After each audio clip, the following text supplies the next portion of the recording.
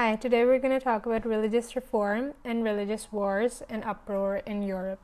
So, the Catholic Church had been a common cultural feature of Europe in the Middle Ages, but the Reformation changed everything. The thing was that before the Reformation happened, Europe was culturally unified, kind of, because they had the same religion.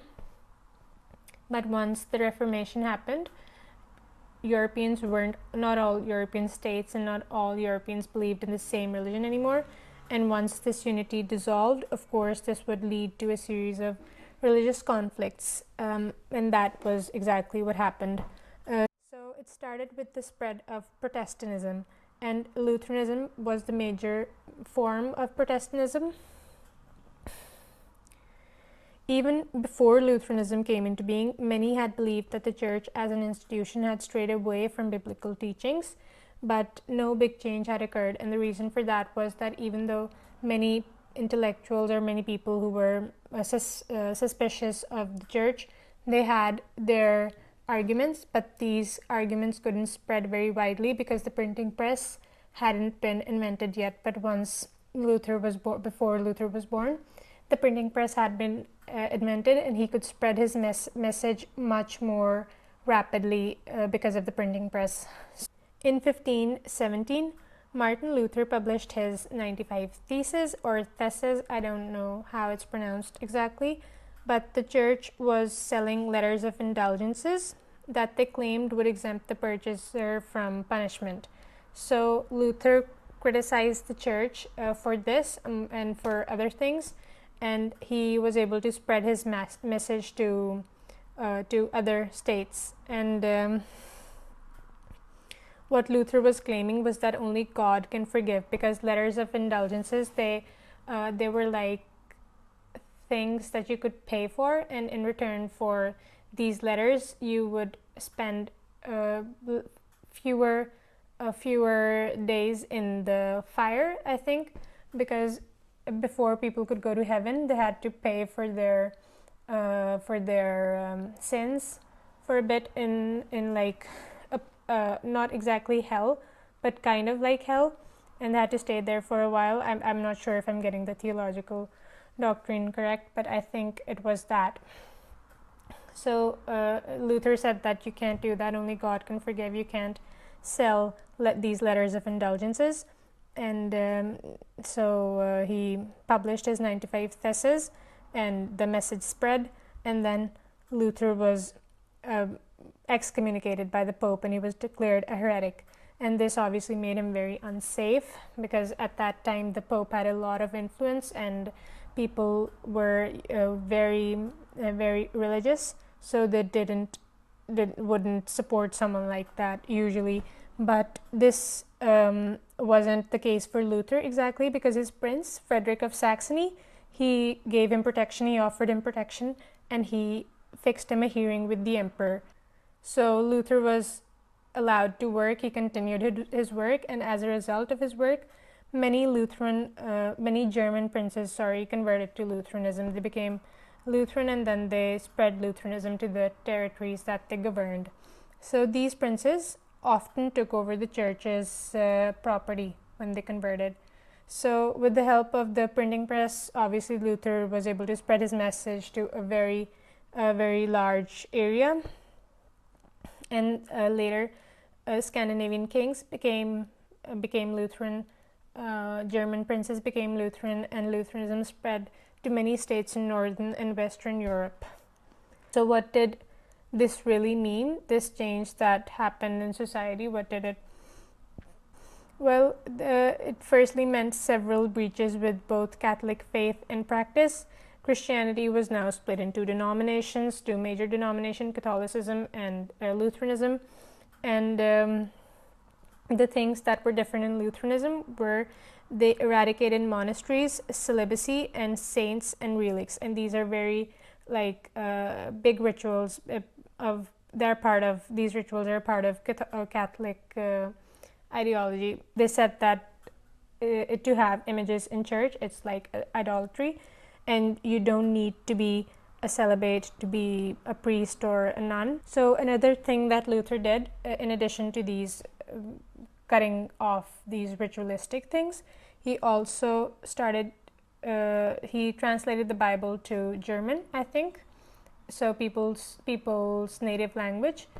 Before this, people would have Latin in church services, and they would read the Bible in Latin, but not everybody knew Latin.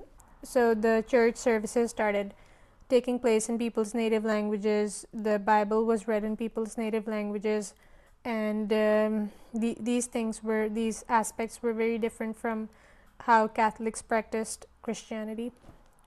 Luther's reform wasn't the only Protestant revolt that took place in Europe, by the way. He was the first one, and then people got inspired by him, and then a lot of revolts took place. People wanted to change society as well, in their own ways. So the first thing that I'm going to mention is the German Peasants' War. And the German Peasants' War was a revolt where German-speaking peasants and farmers revolted against their feudal lords. So they didn't have a lot of rights, and they revolted and demanding rights, freedom, and their land wasn't fairly distributed either. But the revolt wasn't successful, and 1/3 of the peasants who had revolted were killed. So not all of these protests were successful, even though Lutheranism was very successful. But it wasn't like society changed easily. It took some time, and it took lives even, and then people got their freedoms, religious freedoms, and other freedoms.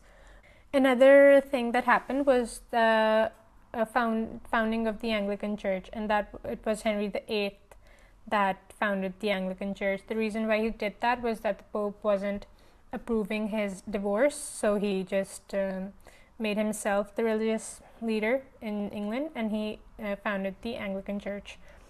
Another major branch of Protestantism is Calvinism, and in 1541 the French priest called John Calvin, it's in French, so I don't know how to pronounce it. John Calvin became the spiritual leader in Switzerland, and he founded Calvinism, and that's what we're going to talk about next. So just like the Lutherans, the Calvinists too stopped focusing too much on rituals, and they preferred to talk more about God's word, and they concentrated on the theological aspect more. In Geneva, I don't know how to pronounce that either, but it's a city in Switzerland, and the Calvinists in Geneva, they gained political influence and made sure that Christian ethics were being observed by the general public. They were really strict. In addition to spreading in Switzerland, Calvinism was also adopted by the Netherlands, by Scotland, and they were also present as minorities in other countries. And so Calvinism spread very rapidly. It was also a form of Protestantism, just like Lutheranism was, but it was inspired by the teachings of John Calvin, who was a French priest. So when the Catholics saw that so many people are converting to these new religions, they had their own Reformation, which is known as the Counter-Reformation, and they tried to reform themselves a little bit because they knew they were losing a lot of members very rapidly and they were losing influence. So they tried to stop abuse of power, but they also fiercely fought the heretics. So people who they considered were villains, or the people who would go away from well-established theology and religion. And this was known as the Inquisition, where Catholic institutions combated individuals who fought against the Catholic Church or the doctrines of the Catholic Church. So the Counter-Reformation was supported by political leaders like the Holy Roman Emperor, who was Catholic, and the King of Spain. The Jesuits played a major part in Counter-Reformation. Their task was to spread Catholic education and missionary work. Okay, next we're going to talk about the Peace of Augsburg and the Dutch War of Independence. These are two different topics that I'm going to discuss separately. They aren't related very much. In 1555, the Holy Roman Emperor Charles V, he signed a treaty with the Schemlechdick. No, I think I pronounced that wrong, sorry, but it was League of Protestant Princes. It was an alliance of the Protestant princes in modern-day Germany, and they had been at war against the emperor, the Holy Roman Emperor, and the war continued for quite some while before they had a treaty which was known as the Peace of Augsburg. And this treaty marked the end of the war that they had. The Holy Roman Emperor in this treaty allowed the German princes to choose which religion was to be practiced in their territories. So that was the Peace of Augsburg. What about the Dutch War of Independence? In 1568, the 80 Years' War started, which is also known as the Dutch War of Independence. The Dutch War of Independence lasted from 1568 to 1648. It ended with the Peace of Westphalia, which we will mention later. And during the war, during the 80 Years' War, or the Dutch War of Independence, the Netherlands had declared its independence in 1581. So they declared their independence during the war, but their independence was recognized by the end of the war in 1648 with the Peace of Westphalia. And that's also when Europe started moving towards this idea of sovereignty, that states are sovereign and their independence, their sovereignty cannot be violated by other people. So anyways, Spain was Catholic and the Netherlands were Calvinist, and Spain was actually governing the 17 provinces of Netherlands, and the Spanish king, he wanted to keep people Catholic. Like his father, he continued the anti-heresy policy, and the Calvinists, of course, in Netherlands were going to resist this, and they did. And eventually, they revolted against the Spanish government because they wanted to be separate from the Spanish king, and they wanted to continue to practice their Calvinist beliefs. That was about the Dutch War of Independence. The 30 Years' War, that's the last war that we're going to discuss.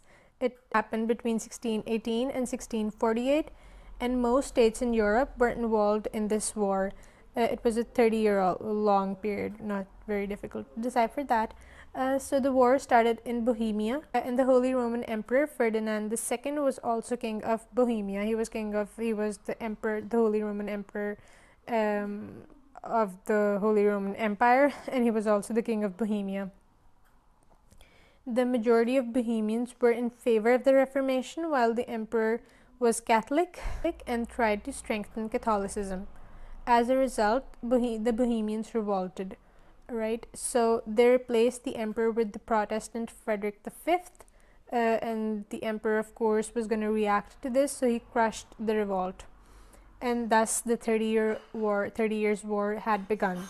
So the Protestant princes in Germany, they went to war against the Holy Roman Emperor and Spain, because Spain was also Catholic.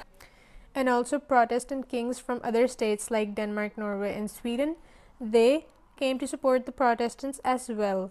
And even Catholic France was with the Protestants, which is really weird, but for them religion wasn't that important. They were enemies with the Holy Roman Empire, so they supported the Protestants. And the war continued until 1648 and ended with what we call the Peace in Westphalia.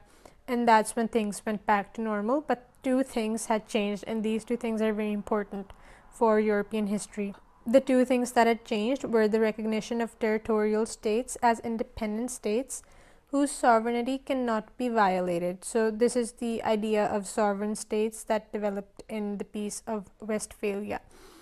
Okay, so that was a little bit about the 30 Years' War. If you want to learn more about the political aspects, how this changed the political dynamics in Europe, you should watch the next video. Thanks.